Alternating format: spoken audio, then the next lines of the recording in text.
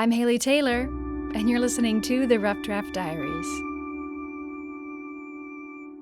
This week on the Rough Draft Diaries, we're talking to Adrian Lime, who is many things: a worker, an artist, a poet. But out of all those jobs, he's often surprised he's known for one thing and not the other. I've gotten some sort of interest in the spray paint work, but I've been writing all my life since I was a little child, and so that's what I feel like I am. I'm a writer. Since Adrian considers himself a writer first and foremost, that's what we'll stick with, although his spray paint art is quite incredible.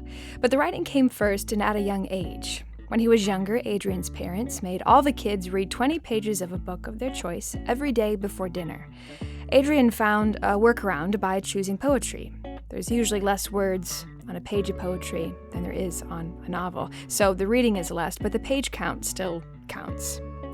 But reading poetry and writing poetry are two very different things. But Adrian's introduction to writing began in a similar way. I've always written things down, and that's not necessarily writing poetry, but I enjoyed putting words on paper.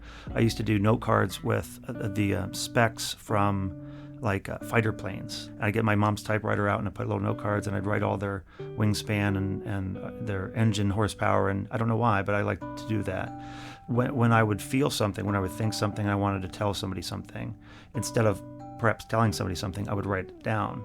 It wasn't poetry, but it was more like journal writing or diary writing. So with all the poetry Adrian was reading, his journal entries slowly turned poetic, and he found a safe, comfortable space reading and writing within the world of poets. Another thing is, and this is something I got from actually in college in a playwriting class, somebody said you can save dangerous things in a safe place.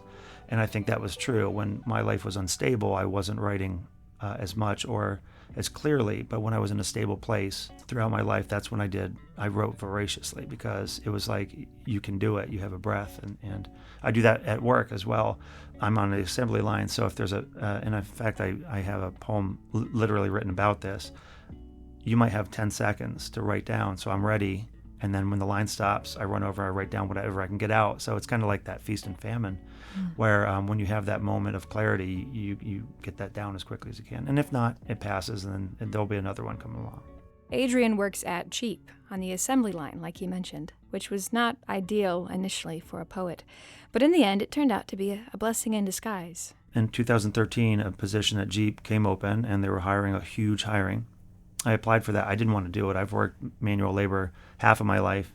I didn't want to do that again at 40 years old, but I needed to get a job. So that's what we did. What I found was that a lot of the jobs I had had in recent years were jobs doing research and jobs doing development. I thought about that all the time. I thought about my work when I was home, when I was eating dinner. When I was at the plant, after a while, when you sort of get used to the job, I had all day to let my mind wander, and I ended up starting to write much more in the 6 years that I've been there now than in the past maybe 15 years. It's been a godsend. There's something about that combination that I love. Someone who works with machinery in a blue-collar job, with their head in the clouds, littered with words. There's something about that contrast that makes sense to me. Poetry, on the other hand, is kind of hard to describe. It's almost like music. It's hard to explain exactly why you like it, or how it speaks to you in one short, concise answer.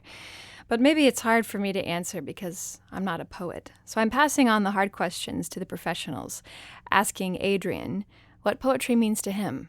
The question, what is poetry, is something that you have in an introduction to poetry class, and you could talk about it for ages. You can have it in the highest level of class and graduate school and PhD level, and what is poetry is never fully answered, and that's the blessing and the curse of art. I believe that poetry is communication. I believe that poetry is contact and connection.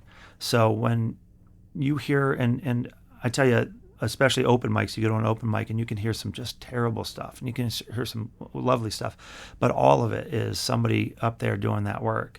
And so I think most of us see that, and most of us appreciate that. We've all been there too, where you're trying to connect and tell your story, and not only tell your story, but tell somebody else's story. That's the other part. Is I think when you really get into it, you're not just telling your story; you're telling the story of humanity. The cruel part to this episode is that we don't have enough time to hear all of Adrian's poetry because he did recite one for me in the studio. But we'll hear some of it as it brings an end to this episode of the Rough Draft Diaries. I took a taxi from the hospital in Havana. I'd been a stranger too long, and so I ran crazed through a street fair, cackling like a mynah bird, and then fell to my knees, silent as a tractor with no spark plug. They put me in an asylum for 2 days. I told them I'm American, and they threatened never to let me out. The money in my jeans was taken, so I ran some down to the taxi driver, who seemed happy to wait.